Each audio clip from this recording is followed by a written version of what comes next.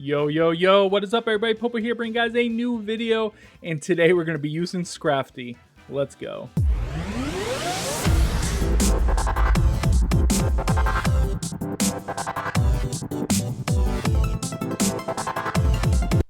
Welcome everybody, and today we're going to be looking at Scrafty team that I've been working on. This team has been amazing, and Scrafty is super underrated. And yeah, we used this team a lot on stream yesterday, and I've been streaming here on YouTube. So if you want to see all the battles I was able to do yesterday, it will be in the playlist labeled live streams, or you could just search for it yourself if you like. But yeah, come through when I do live stream. I'm going to be trying to live stream 3 days a week like I do over on Twitch, and just have a good time playing some Pokemon. So if you're interested in that, make sure you drop by. But yeah, this team has been very good. We lost, I think, one match yesterday against an actual team. There was a lot of Reg G teams. We lost to a couple of those, but that's because they're very strong. So yeah, we beat a couple though. We did beat a couple of Reg G teams as well. So it goes both ways, I guess. And this team is kind of crafted around Scrafty, and I think Scrafty is a really good Pokemon. With the decrease in the amount of fairy Pokemon out there and fairy type attacks, it leaves a space for these fighting types and dark types, or we have Dark Urshifu at home type Pokemon like Scrafty, who is able to put up quite a bit of damage but also support their partner Pokemon with a variety of moves. And yeah, I always liked Scrafty, but in VGC, since I've been playing, he has never really been good.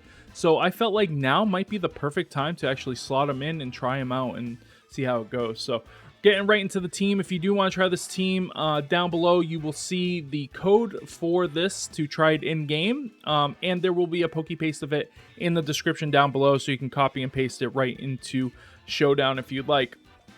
But this is a very fun team, and we'll be going over a couple of the matches too.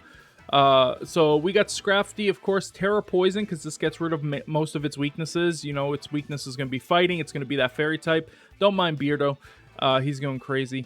We got Assault Vest. That's going to make him super bulky, because if you didn't know this, both of his defenses are actually 115, which is huge, and he has a 65 base speed, or HP, sorry. He has 58 base speed. We have Fake Out, Close Combat, Knockoff, and Dragon Tail. And now I know what you're saying. Dragon Tail? Well, Dragon Tail is very good. There's a lot of setup Pokemon going on right now, and Dragon Tail allows you to just get rid of those setup Pokemon and have them or force them to switch into something else. There's also some really cool plays that you can do where you can go for Spore Dragon Tail, sporing the Pokemon and then forcing it to switch out so it never gets a sleep turn. So that way later on when it comes in, you essentially get 2 free attacks on it. So it is pretty strong for that situation too. Close Combat's just going to do a lot of damage, and Knockoff, of course, is the best Dark move, I guess. We have 252 HP. This is just going to make it as bulky as it possibly can be. 164 Brave attack, which is just going to make it do some more damage. We got 36, 52, and 4. And we are going to put the 4 in despite having the minus. We are 1, and that's going to give us 57. 57 just allows us to outspeed outside of Trick Room other Scrafties if they're also 0 speed, but it doesn't really do anything else, so it doesn't matter if you have this just in that one scenario. So I feel like since the one I caught was 1 anyways, you might as well have that little bump right there anyway. So but this has been the MVP of the team, and I love this Pokemon. Next, we have Sylveon, Fire Terror, Throat Spray, Pixelate, Hyper Voice, Terra Blast, Quick Attack, Protect. Pretty standard, 252, 252, 4 in defense, just to give it a little bit more bulk. And it's a Sylveon, right? It's probably the second best fairy that's in the format right now. Next, we have Ursaluna Blood Moon. Of course, this is one of the best Pokemon you can have. Life Orb, Mind's Eye, Hyper Voice, Blood Moon, Earth Power, and Protect. We got 164, 252, and 92. This is a set I've been using for a very long time, so it's something I feel comfortable with. You can put your own Ursaluna into this if you like, but I feel like this is the best Ursaluna out of the times I've played, the calcs I've done, and everything like that. I just feel like this is very strong. So we have 0. I do have a 31, so I put it in here to reflect what's actually in game, just in case you really like the team and you want to make it in game too. Fire Terra on the Corviknight. Leftovers, Mirror Armor. Leftovers might change to Safety Goggles. I was kind of going back and forth. I landed on Leftovers just for a lot of the matchups. It's a lot better, but our team is a little soft against the Moongus. So having Safety Goggles might end up being the play. Brave Bird, Iron Defense, Roost, and Body Press. Yes, Iron Defense over Bulk Up. I want to get my defenses up. You could go for Bulk Up if you really want to increase the damage of Brave Bird into Amoonguss and stuff like that. But I really like Iron Defense because Amoonguss doesn't do anything to Corviknight, so it doesn't matter how long it takes you to beat it. Next we have Dusclops, which we're going Grass Terra so we can get Trick Rooms up if we need to against the Amoonguss. Eviolite, Frisk, and yes, Frisk, you can change it if you're doing an open team sheet. You can change it to Pressure if you like, but we're going Frisk because this is closed team sheet ladder stuff, and we want to know what items they have. Haze, Will-O-Wisp, Pain Split, and Trick Room. We don't have an attacking move. Our main damage is going to be that Will-O-Wisp and then Pain Splitting, and they're going to take a little bit more than us every single turn. And we have Haze for like Dondozo and a few other threats to go along with that Dragon Tail. And then we have a Amoonguss, which is Dark Terra, Citrus Berry, Regenerator, Pollen Puff, Spore, Rage Powder, Protect. Pretty standard, but we're going Dark Terra instead of Water. There's a lot of size spam, so we can go for something like Amoonguss plus the Scrafty, and then we can start putting things to sleep and doing some damage if we need to. Corviknight plus Amoonguss is also very good into those, so it just gives us a little bit more range going into those size spam teams. So, yeah. But that's the team, so let's get right into the battles. Let me just get rid of that there, and I gotta move myself over here so we can actually see the battles. This one is actually, there's gonna be 3 battles here, and this one's actually a best of 3 set, which is kind of funny. But we do go up against the same person twice in a row. So going into team preview here, I'm looking at their team and I see that they have 2 fairies, but also they have a couple of Pokemon that Scrafty does very, very well into. We want to be able to set up that fake out first turn so we can get that Trick Room. My worry here, though, is Covert Cloak, Talonflame, which the person doesn't end up bringing, so I didn't have to really worry about it. And I know they're going to go for Decorate stuff. I just don't know how they're going to go for Decorate stuff, so I want to make sure that I am covering all aspects of the stuff. And since we don't have Follow Me, which would be a good counter to Decorate stuff, give me the boost. We have Rage Powder, but I don't know what items are on these Pokemon, but I doubt it's Safety Goggles going into the Alcremie. There we go. I couldn't think of its name for a second because it does have an ability which makes both Pokemon not be able to go to sleep. So you just want to be careful for that. If you are facing up against Alcremie, you cannot, most of the time, cannot put them to sleep. So we're going to see Covert Cloak and Citrus Berry, which I'm like, okay, those are perfect for me. And my thought going into turn 1, once again, fake out. We can't fake out Creamy, so he's probably going to get a Decorate off, but we are going to get the Trick Room off, and we have that Haze, so we're going to be able to take away those boosts. But right now, what we want is we actually want our Scrafty to go down here because of the fact that we get in our Sylveon. Sorry, I'm talking too quickly and my brain's way ahead and I can't keep up. So yeah, he's gonna get that Decorate off and he's gonna flinch, and yes, his name is P Hair. Once again, sorry for Beardo if you can hear him. And we are gonna get that Trick Room up. Now I want to get rid of the Citrus Berry so that way later on it can't heal up at all. So if I can just, you know, have that gone completely, then we're going to be okay. And I'm also going to Will-O-Wisp just to start doing incremental damage because I know I don't have the damage output currently to deal with either of these Pokemon. One of the downfalls of Scrafty is the fact that it doesn't get U-turn, so there's no way to switch it, or Parting Shot, so there's no way to really switch it. But yeah, he just attacks into Dusclops, which I'm perfectly fine because Dusclops is super, super bulky. And that's a +2 that it just took, and it kind of just ate. So we're doing okay here. He does go for another Decorate, and the burn is going to hurt a little bit. The knockoff actually did pretty decent damage considering. So now this is where a situation where I'm like, Scrafty just is kind of not doing much, and I really wish that I had something else in here if he would have went for the knockout. He does go for the protect, which I'm perfectly fine with because I don't really care that he's not doing anything. His inactive turns are just passive, is just like decent turns for us. We go for close combat because we're just trying to do as much damage as we can and get our Scrafty knocked out, so we don't care about the defense drops. But he just continues to go. Decorate is going to try to go to +6, but we kind of, you know, change that trajectory on them, and now he is only +2. So we're going to switch out to Sylveon here, and I'm actually going to go for the Pain Split because I want to heal up and make sure that I have enough HP to go for a Trick Room the second time because it looks like I'm going to need it. So this isn't the traditional kind of Trick Room team where you're going to set up Trick Room and kind of try to sweep through them as quickly as possible. This is more of a control kind of team where you're just going to play slowly and kind of passively on some turns and just do a little bit over time and then overwhelm them. So that's kind of what we're going for. But yeah, he's going to go Alluring Voice, which would do pretty good damage because it's 4 times effective into that Scrafty. So now we could just go Hyper Voice and we can kind of just go for the Trick Room setup if we want, or the Haze if we want to get rid of those boosts and set up for next turn. Or we could switch and bring out Scrafty to set up for the turn after. But I decide to just go for the Hyper Voice, get damage down. We haven't been able to really damage these Pokemon. He's going to go for Psychic Noise, which is pretty good into us because then we can't use Pain Split. So it is a little annoying, but he does go for the double up and he gets the crit. I don't think it knocks out otherwise. We would have been alive at a little bit of HP, but unfortunately that didn't happen. But we're going to bring in Scrafty because we can get a double knockout here. So I'm going to go for the Fake Out because, yeah, P-Hair is going to go down.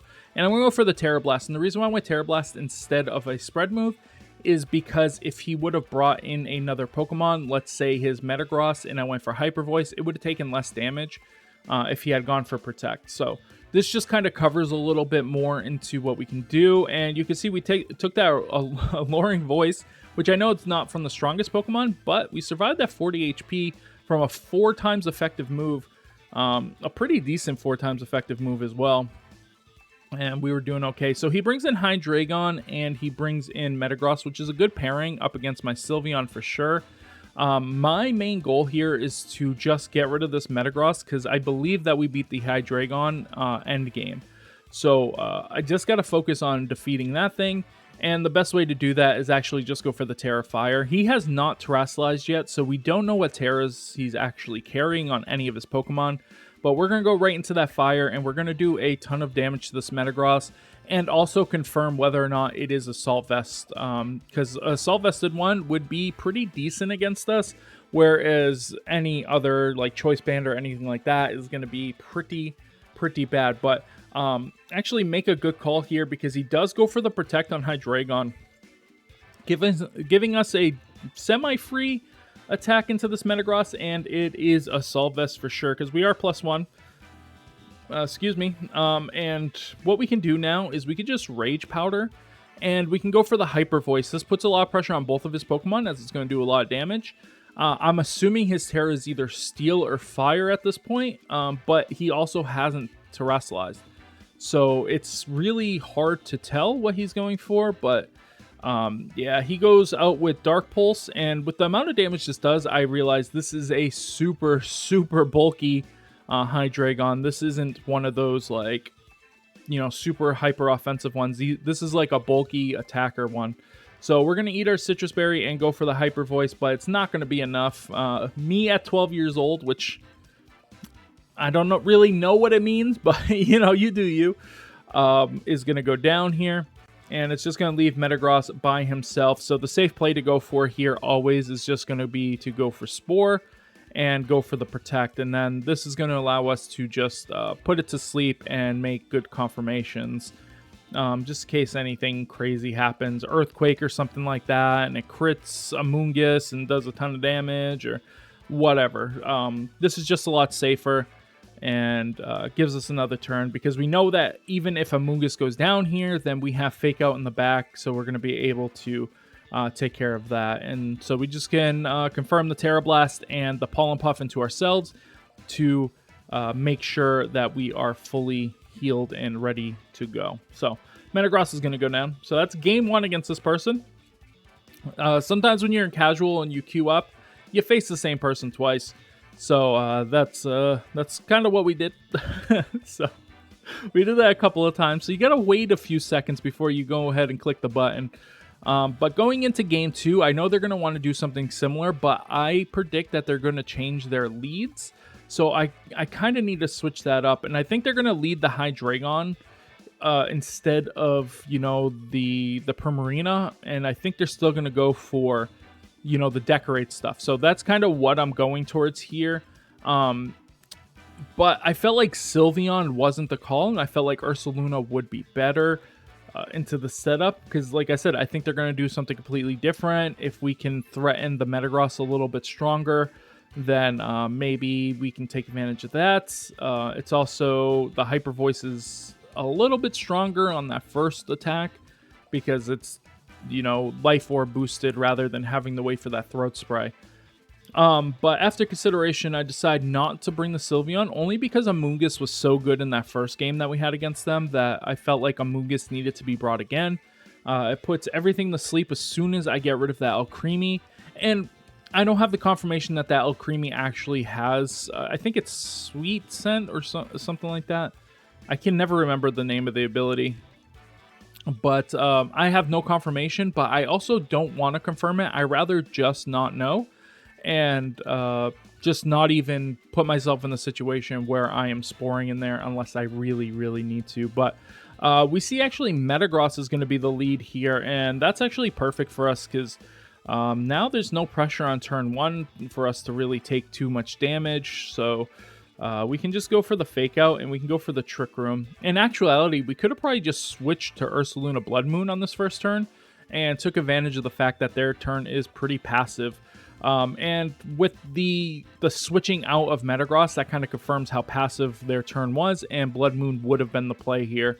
And we see P-Hair come back in, and we do Fake It Out just to do a little bit of damage. Actually, it does pretty decent damage. And we see the Alluring Voice does exactly the same amount of damage as last time, and that puts us pretty low going into the next turn. But we do have the Trick Room up, so my prediction here is that they're going to go for the Protect on P-Hair, and they are going to go for the Knockout onto the Scrafty. So we want to take advantage of that just by bringing in our best attacker and also burning this Alcremie so that way we can start to get incremental damage on it. And that's exactly what happens. So we see the Primarina actually going for the Protect, and we get the Will-O-Wisp off. And now I am feeling pretty decent. Still not sure what this is going to do because it could do a couple of things. It can go boosting up or whatever, but just does go Alluring Voice, which is going to do some pretty good damage. More than I would like. Makes me think that this thing is probably max. So what we're going to do actually is we're going to go for the Blood Moon. We're going to go for Terra Normal Blood Moon into this Primarina. I don't know if it's going to knock out, but it also gets rid of our weakness to water if this thing does have Hyper Voice, which it hasn't shown yet.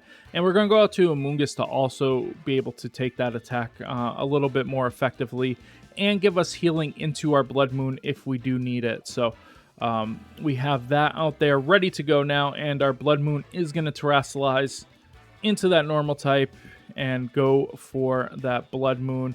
And we see a Protect from the Alcremie, which we hadn't seen yet. And that is really good for us because we don't really care about that. And this Blood Moon's going to come out, and it is going to be enough to knock out the Primarina. That's how strong Blood Moon with Life Orb is in this meta. It is crazy damage. We're going to lose a little bit of life. It's going to take some burn damage. And we're sitting kind of pretty here. I think we're in a pretty good position. We're looking pretty good. And he's going to go out with the Hydreigon, which of course we can't Earth Power, but we don't know what Terra it is anyways yet. And this is going to be the reveal of the Terra on that Hydreigon. And we do see it's the Steel Terra. So it's not the best for us, but also we can do a ton of damage into this thing via our close combat. So that's going to be kind of where we're kind of going to try to sit. So we do Pollen Puff, we do get some heals up, and that Hyper Voice is going to do okay damage, not as much as I would have hoped. but it is decent. Now, if they didn't have El Creamy out here, I would have actually spored, and then we would be sitting absolutely great in the spot. We're going to see Dark Pulse. That's a +2 Dark Pulse. We do live the the +2 Dark Pulse, so that's pretty good. And now this is actually the last turn of Trick Room here, so I need to get Trick Room back up, and I think that they're going to go for a Protect because they don't want to take a Blood Moon. So what I'm going to do is I'm actually just going to double switch here, and this is super, super risky because if he predicts the double switch and he actually knocks out either one of my Pokemon, or if he goes Decorate and crits or something, then we're going to be in very, very, very bad place. So we go out for both of them, and we just are hoping that it doesn't go bad. And we already know the items, the leftovers, and we know the Covert Cloak, so no big deal. But he does protect, but he doesn't protect with the other slots, so I'm thinking, okay, well, we're going to take some damage. But he actually just goes Decorate here. And I'm like, this couldn't have gone any better. This is perfect. Now we have a confirmed Trick Room in again. And he's just ticking down with his burnt Pokemon. And we can just go fake out Trick Room and just kind of feel good about our position at this current moment. Dusclops is just so bulky that even a crit Alluring Voice isn't really going to do too much. And him being at +4 isn't very scary when he can't do anything about it. So yeah, we're gonna take that pretty well. It does 27 damage, so yeah, not really scared about that. We get that Trick Room up, and now we are pressuring Hydreigon here. And that is very, very good for us. Yum is almost knocked out. But what we're going to do is we're going to go for Haze, of course, and we're going to get rid of those negative, or those Decorates, and we're going to go Close Combat. And the cool thing about this is Haze also gets rid of Close Combat's negatives. It doesn't come into play in this, but it could come into play in the future.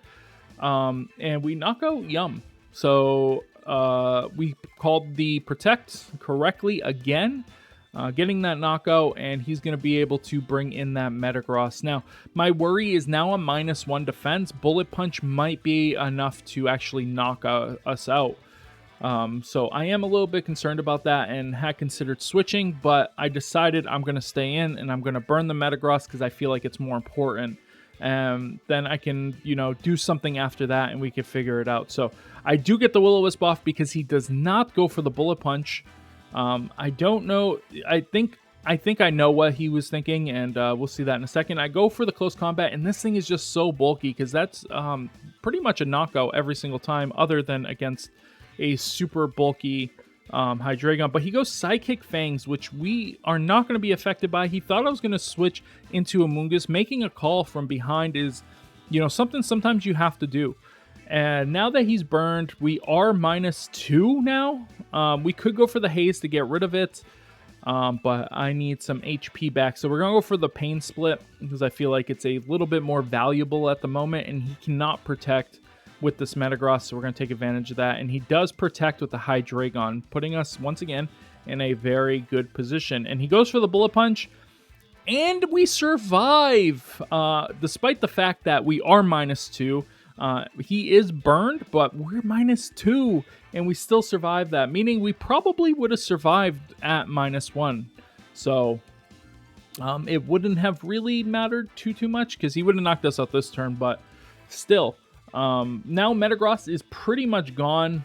What we got to do here is just switch in Ursaluna, because Metagross is going to go down, and all we need to do is beat this Hydreigon. So we need Fake Out Pressure back, so that way we can confirm Trick Room setup on the turn after. And he doesn't even knock out Ursaluna because of that burn. That burn is doing absolute work, and we're going to burn the Hydreigon, and the reason for this is so that way it stops healing from the leftovers, and we're going to be able to take advantage of that a little bit. He continues to go for the Dark Pulse, not getting any crits, which is good, and we have enough room to survive another one, which is a huge deal, because now he has to decide whether or not he wants to knock out the Dusclops with us going for Trick Room, or if he wants to knock out Ursaluna. And he can't ignore them, so he goes for the Dark Pulse. It is enough to knock out, which I thought I would survive at the time. but I didn't, and we went for the Blood Moon. And the reason why we went for Blood Moon is because I just didn't want Hyper Voice to miss, and he can't protect because, not miss, but like miss the knockout for some reason, even though I don't think it would have. And yeah, and if he protects, it doesn't really matter because he just loses anyway. So yeah, we put ourselves in a pretty good position. We still had a Moongus in the back too for Sleep Powder, so I felt like there wasn't really a way for us to lose at that point. So yeah, fantastic. Once again, the MVP being our boy, the Scrafty. You could just see how much he was doing here. All right, and going into this game, this team is pretty scary. It has both the Pelipper and the Annihilate, the Hydreigon, the Rillaboom, and then it has Tinkaton, which, you know, their pitcher was Tinkaton. And then it has Rotom Wash, which this was not the first Rotom Wash that I actually faced on this day. The other one burned me, so I was kind of scared of it too. So that's why I decide Sylveon might be the answer here to lead with. And then I start thinking and looking, and I'm like, I don't think I need Ursaluna. Ursaluna is very strong, but I think Corviknight just wins me the game, end game, even though it might not seem like it, because he has a lot of things that can deal with it. I feel like if I can just work around those things and just take out those things early, then late game, I'm going to be able to take over the whole entire game with Corviknight. So that's the plan I'm going for. And they actually do lead Tinkaton and Hydreigon. And I'm not really sure what Hydreigon this is yet. If it's going to be Terra Fire, Terra Steel, what item it's going to have. But we're going to get the Frisk. We're going to see a Cell Vest on Tinkaton and Scope Lens. So that gives us confirmation here that that is going to be a crit Hydreigon. And he's going to go for the Terra right away, which is going to be the Terra Fire, which is really nice to know on that first turn. We're going to get the Protect off, and we're just hoping that we can make it through this. But he actually goes Draco Meteor instead of Dark Pulse. You always go Dark Pulse just for the flinch chance. It's just significantly better. And Gigaton Hammer, but Dusclops is just so bulky. And not only that, but he can regain all this HP. We know that his Tinkaton cannot protect, so we're able to Pain Split into that always. But we're going to actually Pain Split into the Hydreigon because I know he's feeling pretty safe with the Hydreigon at the moment, despite the fact that he's probably not that safe with it. And I know the Tinkaton can't knock him out because Gigaton Hammer is its strongest move. So if he does protect, then we'll be able to do even more damage on the next turn into this Hydreigon anyway. And we do go for the Terra Blast. Once again, this is Assault Vest, and Tinkaton is actually relatively bulky. People don't realize how bulky it is, so it's not going to pick up the knockout, but it's going to put it in a good position. That was with a critical hit. We are not +1 this time around, though, so that takes a little bit away from it. And he just goes up for the Focus Energy, so now he's going to be critting basically every single time. And we're going to have to be pretty careful about that. We don't want to lose out on that. And here I make a really bad call. I'm trying to figure out which one's going to do more damage. But I had forgotten the fact that he had Pelipper in the back. So it wasn't the best move or the optimal move I could have made.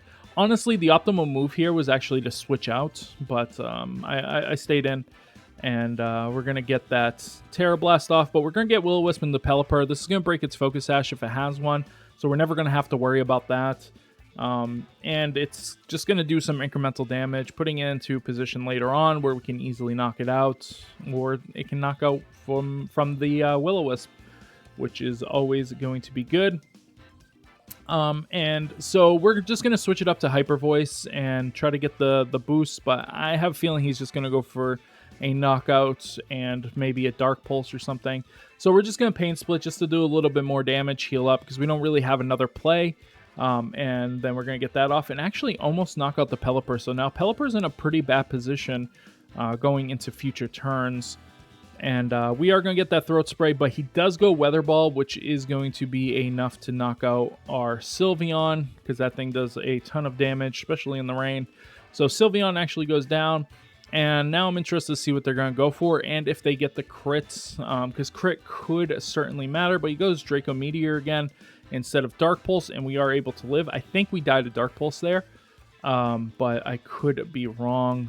Pelipper is going to take some damage, and I have to make a big prediction into this turn. So I go Corviknight. All right, let me walk you through my thought process here. So I see that Trick Room is ending next turn. That means he's most likely going to protect his Hydreigon. I don't know what he's going to do with the Pelipper, but there's a chance that he goes for that too. So what I need to do is I need to heal up, so that way I can survive a second attack from the Pelipper, potentially. And the best way to do that is to just switch into my own Scrafty and actually go for Pain Split and heal up off of my own Pokemon, which is different. It's definitely different. So that's exactly what happens, because he does go for the Protect, which I'm like, okay, is it double? It's not double Protect, so which one is he going into? Because if he goes into Scrafty, then this could be kind of bad. But he actually Weather Balls into the right slot, which is going to be that Dusclops. It's going to do enough to confirm that 2 hits is going to be enough to knock it out. So now I have to think, what is the best play for me to make here? And the best play is always to click Trick Room. There's no reason not to, but I don't click Fake Out, because Fake Out's not going to do anything for me here. So I just go Close Combat. We actually survive a crit Draco Meteor. A crit Draco Meteor with 6 HP. So Scrafty, just showing how much of a beast this boy is. We are going to lose the Dusclops though. And we do get that Close Combat off, knocking out the Hydreigon. And since the Pelipper is at such low life here, we are going to see that get knocked out now too. But we have Corviknight, and we know that he has Tinkaton, and we know Corviknight beats Tinkaton every single day of the week. So we have to hope the other Pokemon is something that we could beat too, and it's Rillaboom, the exact Pokemon that we needed it to be.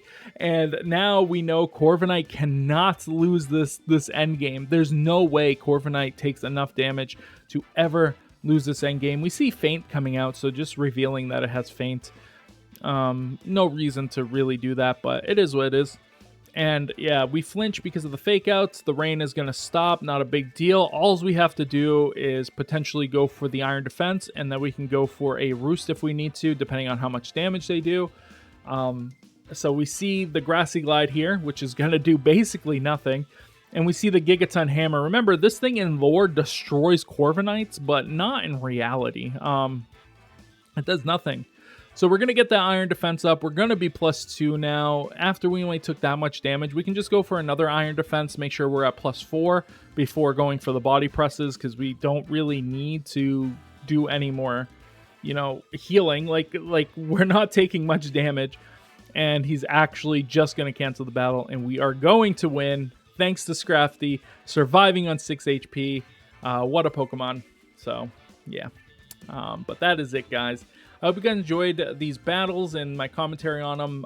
Once again, these were during the stream, so if you want to see my live reactions or me talking through the plays, make sure that you guys go watch that. I will have the link down below as well.